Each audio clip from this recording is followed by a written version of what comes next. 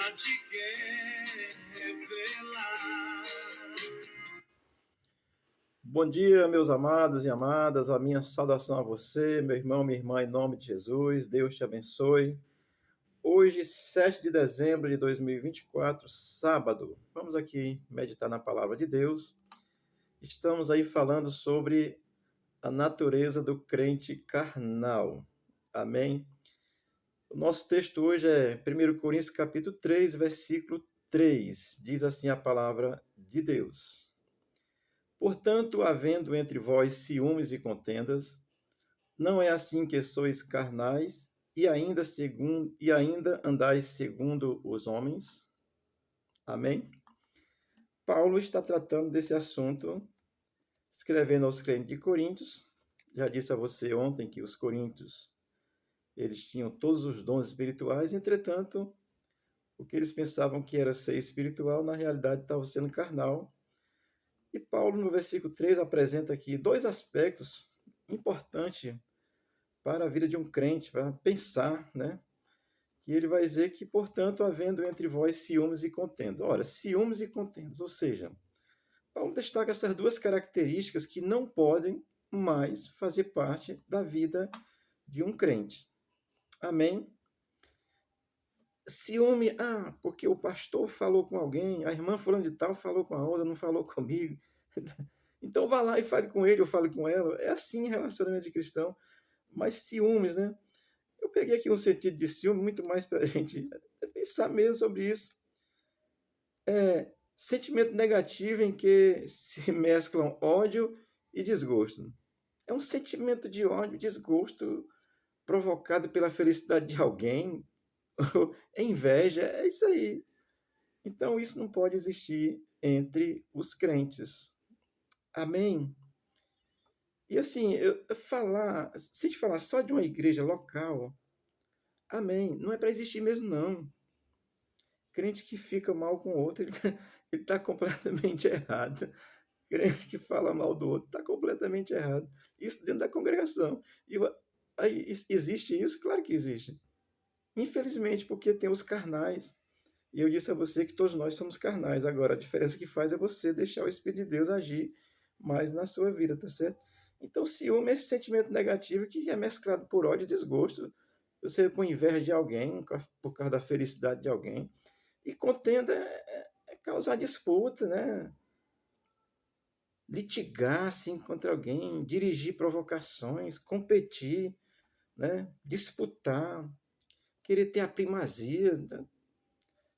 Assim, atacar os outros. Então, isso é contenda, né? Gerar contenda. E contenda não é coisa de crente, não, tá certo? Quando o crente gera alguma contenda, ele está já agindo pela natureza carnal. Amém? Deixa eu ler aqui um texto de 1 Pedro 3, versículo 10 e 11, que primeiro Pedro disse assim, olha, Pedro era um homem que quando andava com Jesus, ele puxava a espada de vez em quando, mas Pedro se converteu. E olha aqui um Pedro convertido. 1 Pedro 3, 10, 11. Pois se quiser desfrutar a vida e viver muitos dias felizes, refreia a língua de falar maldades e os lábios de dizer mentiras. Afasta-te do mal e faça o bem. Busque a paz e esforça-te para mantê-la. Isso é vida de crente. Isso aqui é Pedro convertido.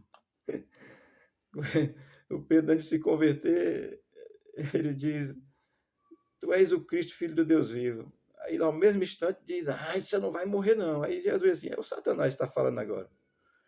Olha, por essa observação, eu vou acreditar que o Satanás pode falar pela boca de um crente carnal.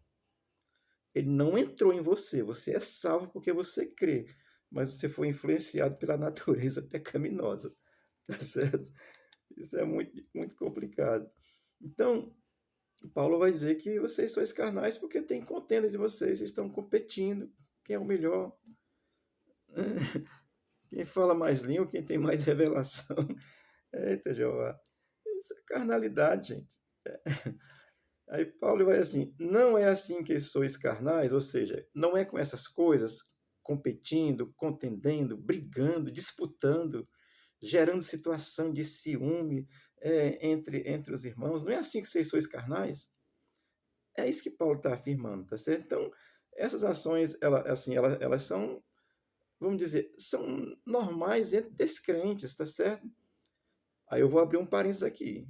Nós encontramos pessoas descrentes que não são convertidas, mas são pessoas extremamente assim tranquilas, calmas, que não procuram contenda com ninguém. Só falta crer. Amém? Então, Paulo vai estar orientando exatamente isso. Olha, para vocês deixem de briga aí, deixem confusão dentro da congregação, tá certo? Porque vocês agora são crente. Amém? Então, essas coisas torna o crente carnal. A carnalidade do crente vai começar a aparecer, tá certo? E aí ele vai terminar esse versículo dizendo assim: e andai segundo o homem, ou seja, segundo a natureza carnal, segundo a nossa vontade. Ah, se disse comigo, se disse, vai ter a resposta na ponta da língua. Perdoe, rapaz. Procure entender qual é a razão que o outro está zangado com você. Ore por ele. Isso é coisa de crente, tá certo? Então, o crente, ele é um diferencial na terra. O céu é garantido para quem crê. Lê o Evangelho de João que você vai entender isso claramente, porque ele fala isso de uma forma muito, muito clara e direta. Então, quem crê está salvo. Agora, está na terra para dar testemunho. Cortando fila, né? Ai, Jesus, não é coisa de crente, não, pai. O crente dá o lugar para o outro. Meu irmão, entra aqui, você é mais velho, passa na frente. Então, amada senhora, e andai segundo o homem, ou seja, vai ter atitude no crente André, vai ter atitude em mim que vão ser atitude da minha natureza carnal. E é isso que Paulo está nos ensinando, porque ele era um homem religioso, religioso mesmo, ferrenho, mas plenamente carnal. Todo religioso é carnal, viu? Porque ele defende a religião. Eu não defendo religião. Eu estou falando de cristianismo, de crer em Cristo, de ter a fé em Cristo. Muito embora eu seja protestante, que é um segmento religioso. Mas protestar o quê? Já disse. Protestar contra, né, contra quem fala mal de Jesus, que diz que Jesus não é Senhor, que diz que Jesus não nasceu, né, divinalmente. Essas coisas que nega a Bíblia. Eu sou protestar contra isso, tá bem? Amém, queridos? Então, Paulo, ele está aqui falando claramente para os crentes de Coríntios. Paulo não está dizendo que eles deixaram de ser crente, mas está dizendo que as atitudes deles são como se eles não fossem crentes, tá certo? São atitudes de homens naturais. Homem natural, entenda homem e mulher, ser humano natural, que age pela vontade da carne. A nossa carne é a nossa vontade, nossa natureza carnal, dá vontade de fazer tanta coisa, dá vontade de passear, mas eu não posso agora, estou liso, tá certo? Não vai mal não, tá certo, passear. Eu vou concluir, amados, lendo o Atos dos Apóstolos, porque nós somos chamados para testemunhar de Jesus, tá certo? Atos capítulo 1, versículo 8,